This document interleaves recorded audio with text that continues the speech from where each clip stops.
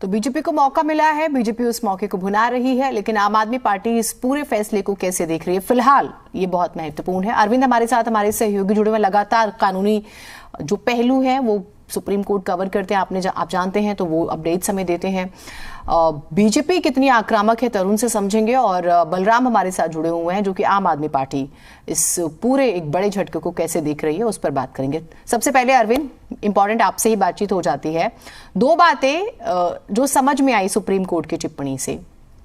एक तो ये कि 338 करोड़ रुपए का लेन देन जो कि संदिग्ध नजर आता है और संलिप्तता का जिक्र हो रहा है, ये आप समझाइएगा। दूसरा ये कि ट्रायल को समय से पूरा करे 6 से 8 महीने में, अन्यथा मनीष सिसोदिया के पास विकल्प है, तो ये थोड़ी सी राहत। अब डिटेल आप बताइएगा। देखिए, जस्टिस संजीव खन्ना ने ऑपरेटिव पार्ट पढ़ा है जीनत, और उन्होंने जो ऑपरेटिव पार्ट में बोला मैं हूबहू दर्शकों के सामने रख देता हूं। उनका ये कहना था कि अपने इस फैसले में हमने कई महत्वपूर्ण दलीलों और कुछ कानूनी सवालों का जिक्र किया है। सुनवाई के दौरान कोर्ट की ओर से कुछ कानूनी सवाल पूछे गए और उन सवालों के जवाब, ज्यादातर सवालों के जवाब जांच एजेंसियों की तरफ से नहीं दिए गए। जो कुछ जवाब दिए गए वो सीमित जवाब थे, लेकिन कुछ जांच के कुछ पहलुओं पर हमें संदेह भी है। लेकिन एक पहलू जो कि 338 करोड़ रुपए के ट्रांसफर से जुड़ा हुआ है, वो टेंटेटिवली यानी लगभग साबित हो रहा है, इसलिए हम जमानत याचिका खारिज कर रहे हैं। इसके बाद कोर्ट ने आगे कहा कि जांच एजेंसियों की ओर से कोर्ट को बताया गया है कि 6 से 8 महीने के अंदर ट्रायल पूरा हो जाएगा। अगर मनीष सिसोदिया को ये लगता है कि ट्रायल पूरा होने में देरी हो रही है या ट्रायल सही दिशा में आगे नहीं बढ़ रहा है, तो ऐसी सूरत में वो फिर से 3 महीने के अंदर जमानत के लिए कोर्ट का रुख कर सकते हैं। इसका मतलब ये कि कोर्ट ने ये तो माना है अपने इस, हालांकि जजमेंट का भी लिखित कॉपी आनी बाकी है, लेकिन जो ऑपरेटिव पार्ट पढ़ा गया है उससे ये अंदाजा लगता है कि कोर्ट ने ये तो माना है कि बहुत सारे सवाल पूछे गए जिनके बहुत हद तक संतोषजनक जवाब ईडी की तरफ से या सीबीआई की तरफ से नहीं दिए गए। लेकिन कोर्ट ने साथ में ये भी कहा है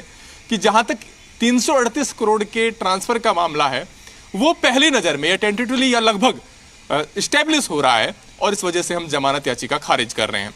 बाकी सुनवाई के दौरान भी कोर्ट ने कहा था कि किसी को अनिश्चित काल तक के लिए जेल में नहीं रखा जा सकता। चार्जशीट दाखिल होने के बाद चार्जेस फ्रेम को लेकर के बहस शुरू होनी चाहिए, आरोप तय करने को लेकर बहस शुरू हो जानी चाहिए थी, और कोर्ट को यह बताया गया था कि 6 से 8 महीने के अंदर ट्रायल पूरा हो जाएगा। तो कोर्ट ने यह कहा है कि 6 से 8 महीने के अंदर ट्रायल पूरा करें जांच एजेंसियां, और ऐसा कोर्ट को बताया भी गया है। एक महत्वपूर्ण बात यह कि ऐसा नहीं कि 8 महीने या 1 साल तक का मनीष सिसोदिया इंतजार करेंगे और उसके बाद वो जमानत के लिए अर्जी दाखिल करेंगे उसके 3 महीने के अंदर। कोर्ट ने कहा है कि अगर सिसोदिया को यह लगता है कि ट्रायल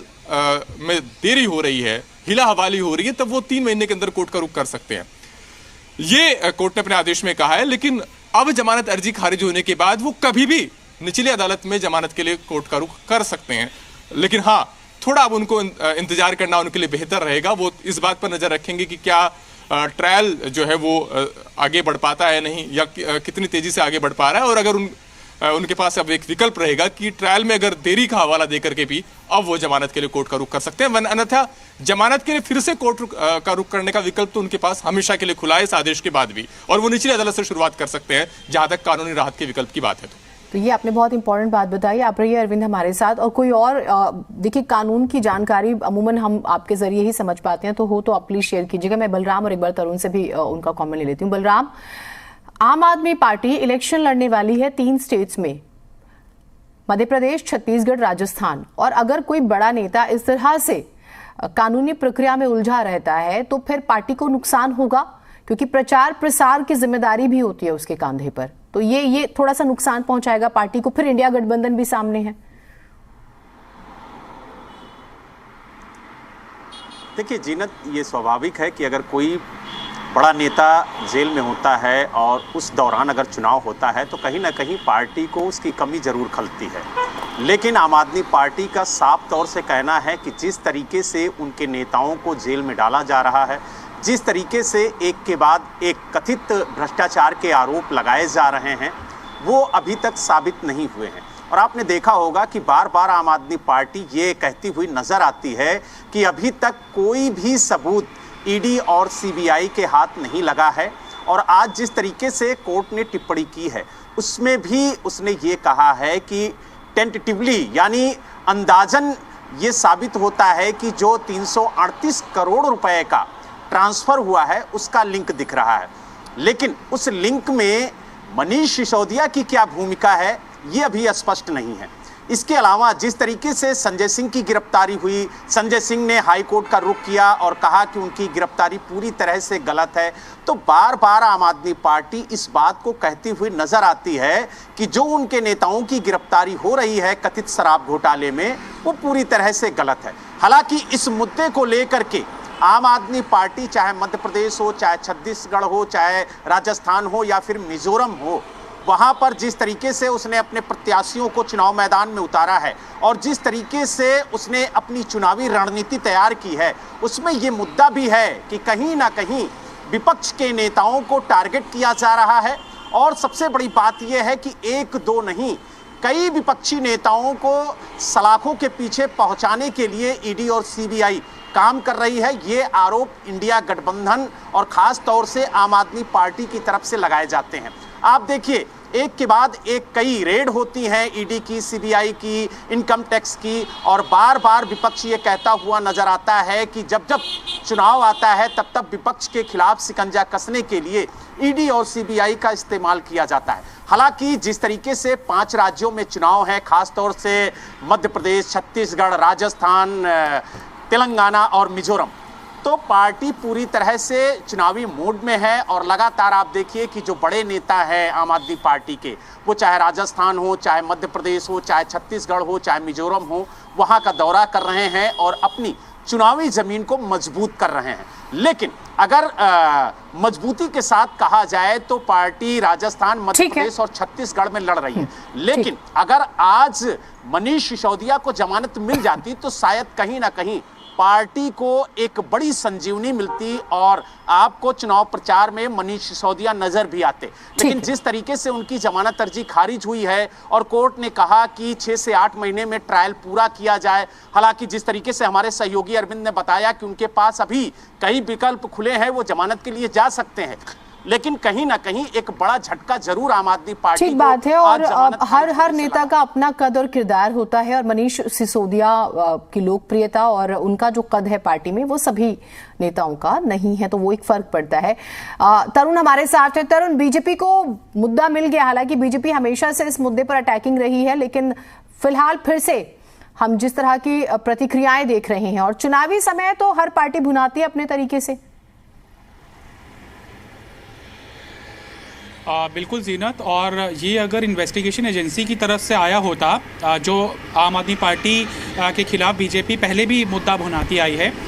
तो समझ आता है। जिस तरीके से मेरे सहयोगी ने भी जिक्र किया कि जो निष्पक्षता है जांच एजेंसियों की वो सवालों के घेरे में खड़ी की जाती रही है। वैभव गहलोत को भी आज ईडी ने बुलाया है, लिहाजा लार्जर जो प्रोस्पेक्ट है, लार्जर जो विंडो है, वो ये एस्टेब्लिश करने की, ये नैरेटिव गढ़ने की है कि ये सारी जो जांच है वो विपक्षी नेताओं को ही क्यों कटघरे में खड़ा कर रही है। कोई पक्ष का नेता जो आम आदमी पार्टी मुद्दा बनाती आई है कि बीजेपी में अगर कोई शामिल हो जाता है विपक्ष के में रहते हुए उसके ऊपर कोई एलिगेशन है, तो फिर जांच एजेंसियां उनके खिलाफ क्यों नहीं कार्रवाई करती है। लिहाजा बीजेपी को अब सुप्रीम कोर्ट से एक तरह से ये मुद्दा मिला है और सुप्रीम कोर्ट ने 338 करोड़ टेंटेटिवली का जो डेटा ट्रिगर किया है, ये एक बड़ा हथियार बीजेपी के लिए बनता हुआ दिखाई दे रहा है। अगर हमारे साथ मेरे सहयोगी अरविंद जुड़े हुए हैं तो मैं उनसे जानना चाहूँगा कि वो तमाम सुनवाइयाँ देख चुके हैं जो कि जमानत के दौरान हुई हैं। तो ये 338 करोड़ का जो डेटा है, अरविंद अगर आप सुन पा रहे हैं, कि किसी भी कोर्ट के अंदर ये एस्टेब्लिश या फिर सामने नहीं आया है। सुप्रीम कोर्ट ने जब ये फैसला सुरक्षित रखा था तब भी ये कोई संज्ञान नहीं लिया था कि 338 करोड़ रुपए या फिर कोई डेटा नहीं आया था। तो क्या ये पहली बार आया है और एलिगेशन किस तरह से सीरीज उसकी आगे बढ़ी है? अगर दर्शकों को ये जानकारी मिल पाए तो ज़्यादा स्पष्टता आएगी कि 338 करोड़ रुपए कहाँ पर इस्तेमाल हुए। टेंटेटिवली का वर्ड जो इस्तेमाल किया गया है वो क्या सिर्फ आज की सुनवाई में हुआ है? और दूसरी चीज़ ये है कि लार्जर बेंच के ऊपर जाने का क्या विकल्प आम आदमी पार्टी के पास बचता है? दिवाली तो शायद मनीष सिसोदिया की सलाखों के पीछे ही बीतेगी, लेकिन ये दो चीज़ें अगर स्पष्टता आ जाएं तो दर्शकों को बेहतर इंफॉर्मेशन मिल पाएगी। अरविंद, देखिए तरुण और जीनत, ये जो सवाल पूछ रहे हैं तरुण, ये इसकी दिलचस्पी हमारे जहन में भी है, क्योंकि अभी लिखित आदेश की कॉपी नहीं मिली है और उसमें ये साफ होगा कि जो 338 करोड़ की रकम के ट्रांसफर की बात कही गई है और जिसको टेंटेटिवली कहा गया है कि स्टेब्लिश हो रहा है, आखिर वो किस संदर्भ में है। क्योंकि जो ऑपरेटिव पार्ट पढ़ा गया है उसमें सिर्फ एक लाइन भर जज ने बोली है, जस्टिस संजीव खन्ना ने, और लिखित आदेश में शायद और ज्यादा तस्वीर साफ हो पाएगी। हालांकि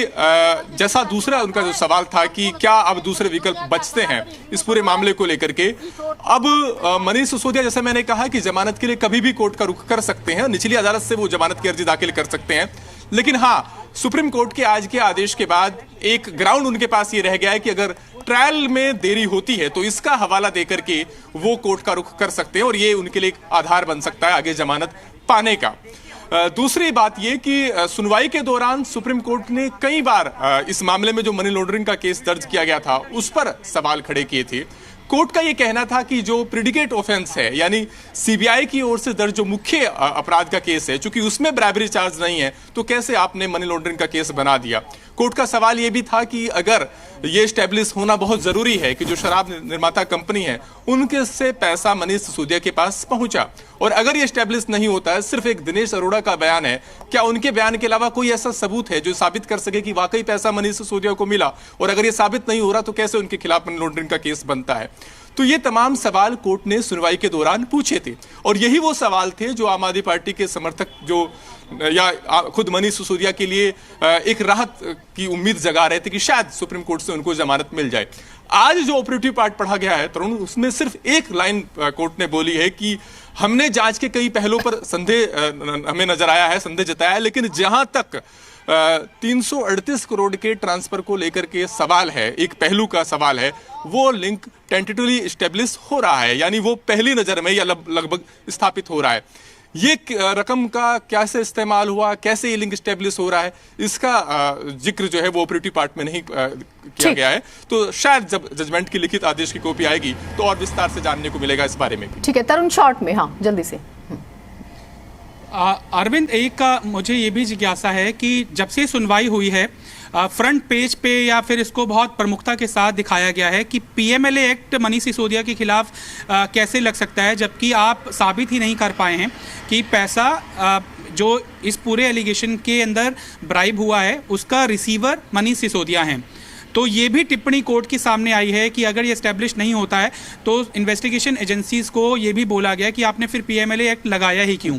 और जब से सुनवाई हुई है तब से मेरे ख्याल से कोर्ट जांच एजेंसी की निष्पक्षता पर ही सवाल उठाता आया है कि आप ज़्यादा समय तक अपराधी को जेल में नहीं रख सकते हैं, मतलब बेहद समय तक नहीं रख सकते हैं, आपको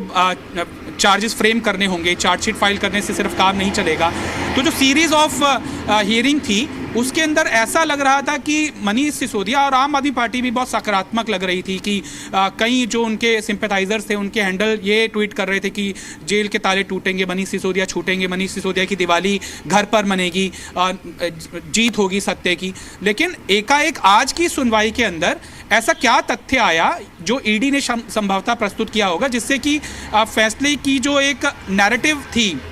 जो सीरीज ऑफ सुनवाई के दौरान समझ में आ रही थी कि शायद राहत मिल सकती है, वो एकदम से पलट गया। और अगर मनीष सिसोदिया बेनिफिशियरी नहीं है तो क्या ये 338 करोड़ रुपए पार्टी के लेवल के ऊपर खर्च हुए हैं, ये एस्टेब्लिश होता हुआ टेंटेटिवली दिखाई दे रहा है जो सुप्रीम कोर्ट ने अरविंद ने कहा भी कि अभी डिटेल नहीं आई है। अरविंद, शॉर्ट में कोई आंसर करना चाहें तो जल्दी से, एक बड़ी खबर आ गई है। हाँ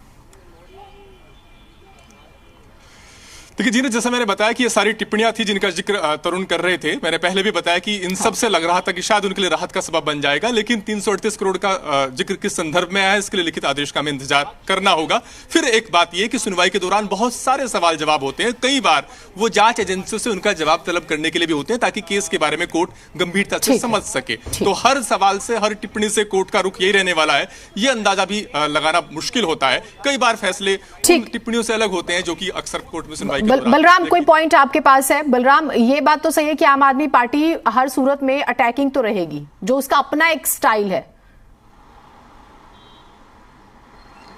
देखिए, जब तक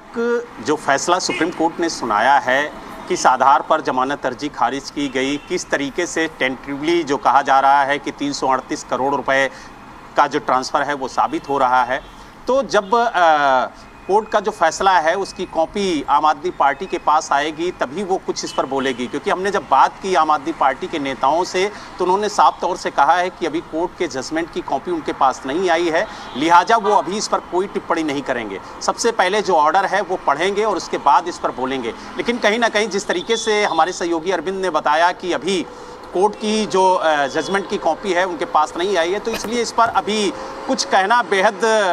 गलत होगा कि कोर्ट ने किस आधार पर जमानत खारिज की और कैसे प्रथम दृष्टया कोर्ट को लगा कि 338 करोड़ रुपए का जो ट्रांसफ़र है, जो लेन देन हुआ है, वो साबित हो रहा है। क्योंकि जांच एजेंसी ने जो दस्तावेज दिए हैं, जो आधार बताए होंगे, वो भी इस जजमेंट में साफ देखने को मिलेगा। तभी पता चलेगा कि आखिरकार वास्तविकता क्या है जब जजमेंट हाथ में होगा तब। ठीक है, इंतजार करते हैं। बहुत शुक्रिया आप तीनों का जुड़े, और जैसे अरविंद ने कहा कि अभी रिटन में कॉपी आनी बहुत जरूरी है, उसके बाद चीजें साफ हो पाएंगी।